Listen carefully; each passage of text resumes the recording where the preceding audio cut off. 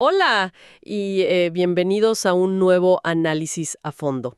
Hoy tenemos sobre la mesa un viaje fascinante hacia las entrañas del sistema penitenciario y bueno, todo este laberinto de las políticas antiterroristas globales. Sí, es un tema bastante complejo, la verdad. Totalmente. Y nuestra misión en esta exploración minuciosa es tratar de entender cómo los gobiernos intentan hacer lo que a simple vista parece imposible, predecir el comportamiento humano. Porque, ¿cómo sabe un Estado si un recluso cruzará la línea hacia el terrorismo? O, digamos, si volverá a delinquir una vez que recupere su libertad. Claro, y para eso tenemos unas fuentes increíbles hoy. Exacto. Hemos reunido una pila de documentos fascinantes. Por un lado, tenemos manuales forenses europeos de valoración de riesgo, específicamente el proyecto Riscambi, que se usa en España, además de herramientas internacionales como el HCR20 y el modelo estadístico VRAG.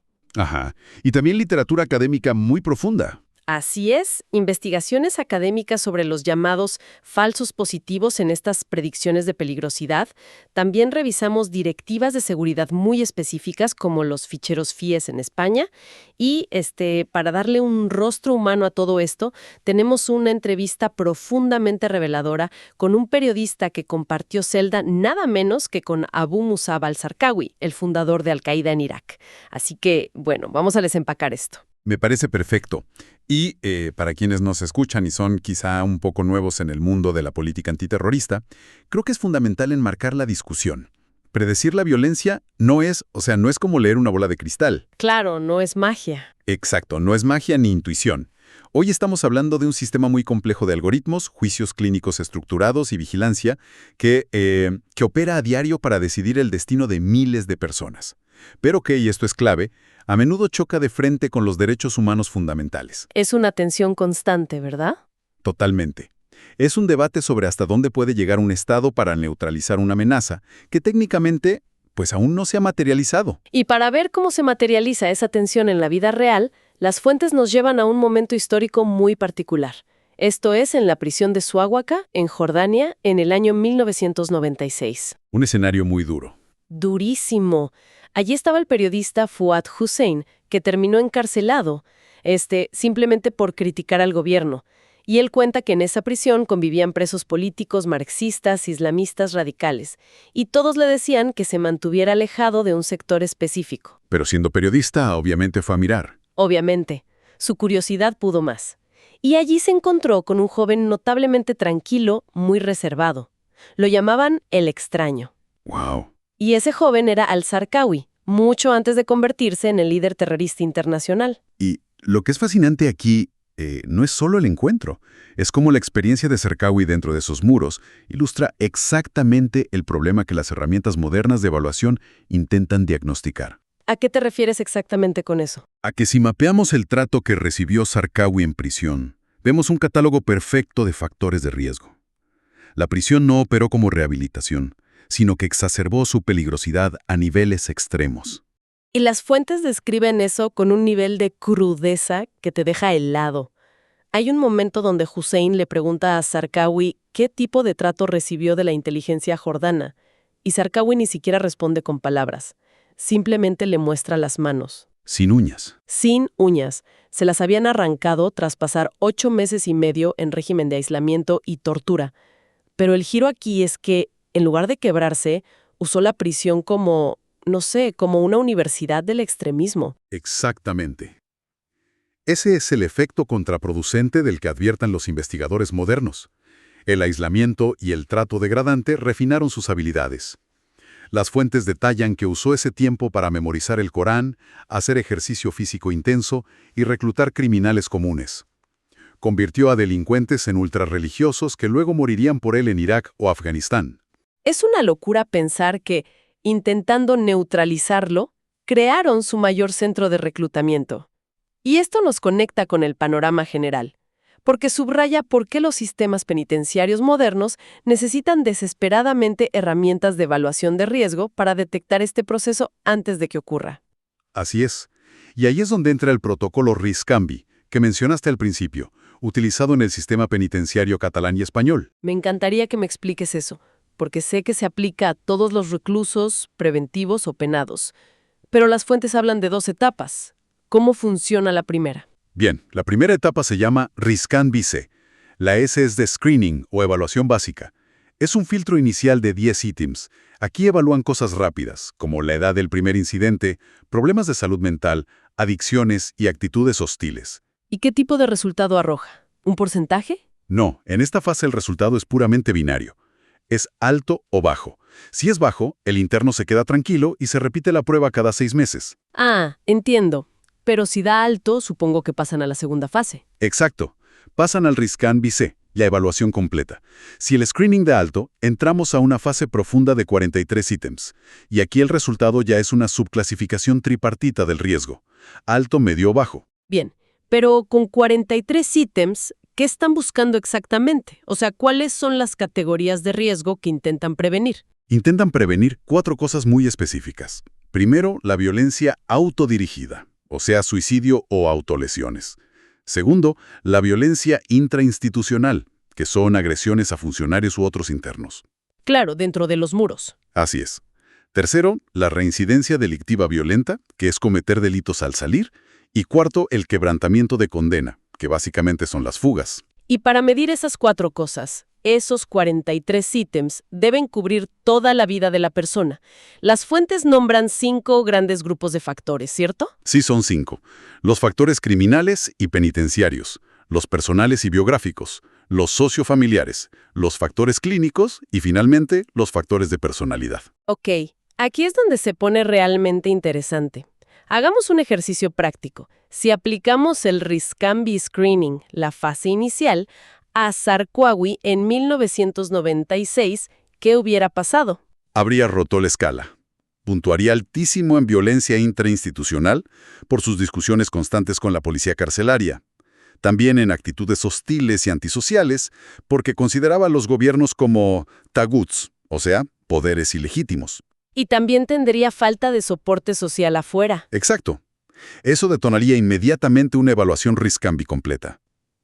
Pero aquí hace una distinción técnica crucial en estas evaluaciones, la diferencia entre factores estáticos y factores dinámicos. Sí, leí sobre eso en los documentos. Lo estático es lo que no cambia, ¿no? Tal cual. Cosas como la edad de tu primer delito o tu historial de condenas, no puedes cambiar el pasado, pero los factores dinámicos son elementos que evolucionan y, lo más importante, pueden tratarse. Como por ejemplo, las fuentes mencionaban los problemas con el insight, la conciencia de enfermedad. Exacto, el insight es vital.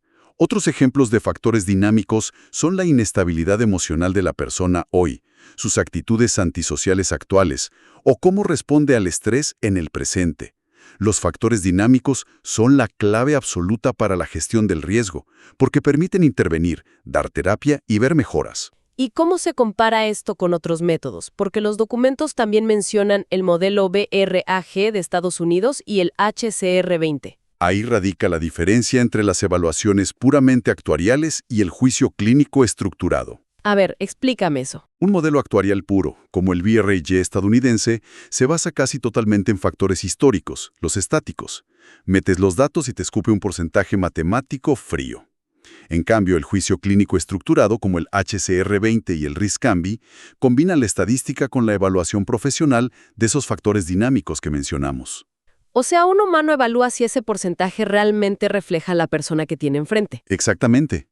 Y para que nuestra audiencia entienda el impacto de esto, estos puntajes no son solo teoría. Determinan las progresiones de grado en la prisión, o sea, pasar de un primer grado cerrado a regímenes más abiertos. Sí, es la llave de la prisión. Determinan los permisos de salida ordinarios, el acceso al régimen abierto y la libertad condicional. Es la vida real del recluso. Por eso es tan delicado. Y por eso hay tanto debate sobre cómo usarlos. Bueno, vamos a jugar un poco con ese debate. Presentemos estos hallazgos como si fuera un informe ejecutivo, un briefing para directores de prisiones y gestores de seguridad. Asumamos posturas contrastantes. Me parece un formato excelente. Bien, yo tomaré la postura A, el enfoque de control, representando la lógica de los manuales españoles y los ficheros FIES, los ficheros de internos de especial seguimiento.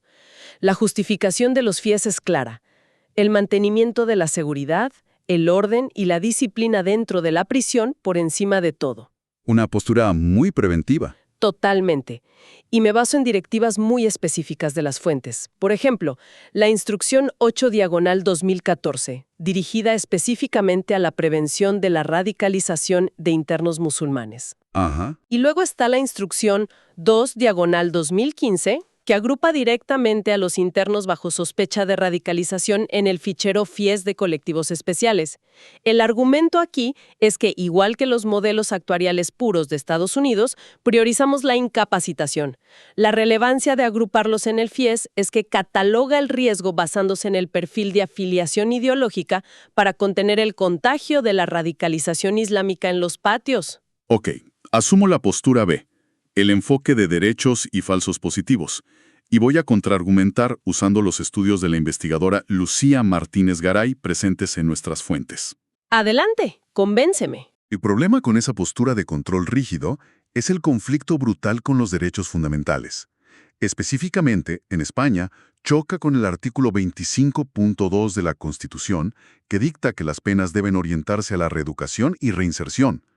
Aislar a personas basándose en bases de datos o pronósticos inciertos genera violaciones graves. Pero, como gestora de seguridad, te diría, prefiero aislar y prevenir un ataque terrorista a lamentarlo después. Y ahí es donde aporto un dato demoledor de las fuentes sobre los métodos actuariales de Estados Unidos. Históricamente, en los famosos casos Backstrom y Dixon, cortes judiciales obligaron a liberar a cientos de pacientes catalogados matemáticamente como altamente peligrosos. Supongo que fue un caos en las calles. Todos pensaban eso, pero la tasa real de reincidencia violenta fue solo del 2 al 14%. Las predicciones de peligrosidad fallan enormemente. Generan hasta un 70 u 80% de falsos positivos. 70 u 80%, o sea, personas encerradas injustamente que nunca habrían delinquido. Exacto. Y si conectamos esto con el panorama general, aislar a internos bajo el régimen FIES sin un control dinámico riguroso propicia abusos, genera sensación de impunidad y paradójicamente fomenta el resentimiento. Es la receta perfecta para crear otro efecto Sarkawi.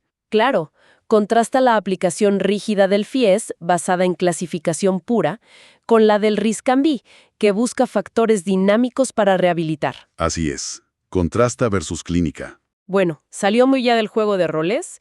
Todo esto nos demuestra que predecir la radicalización es, literalmente, caminar por un campo de minas. Herramientas como el RISC-CAMBI intentan poner ciencia y factores dinámicos donde antes solo había intuición o castigo preventivo. Pero estamos lejos de la perfección. Muy lejos. Y esto es vital para toda la sociedad, no solo para quienes están dentro de los muros. Un falso negativo significa que un individuo peligroso sale a nuestras calles. Pero un falso positivo significa que el propio Estado, en su afán de proteger, destruye la vida de alguien inocente. Y peor aún, alimenta las narrativas extremistas que dicen que el sistema es opresor. El equilibrio nos afecta a todos nosotros. Es un equilibrio muy, muy delicado. Y para cerrar nuestro análisis de hoy, quiero dejar una idea flotando en el aire para que todos la reflexionemos por nuestra cuenta. Si sabemos empíricamente que el aislamiento extremo y la pérdida de derechos fundamentales alimentaron la transformación de un delincuente común en el líder de Al-Qaeda en Irak, cabe preguntarnos, ¿es posible que nuestra obsesión obsesiva por clasificar y aislar el riesgo absoluto esté siendo en secreto el mayor motor de reclutamiento que tienen los grupos extremistas hoy en día? Una pregunta que realmente da mucho para pensar. Totalmente. Ahí se las dejamos.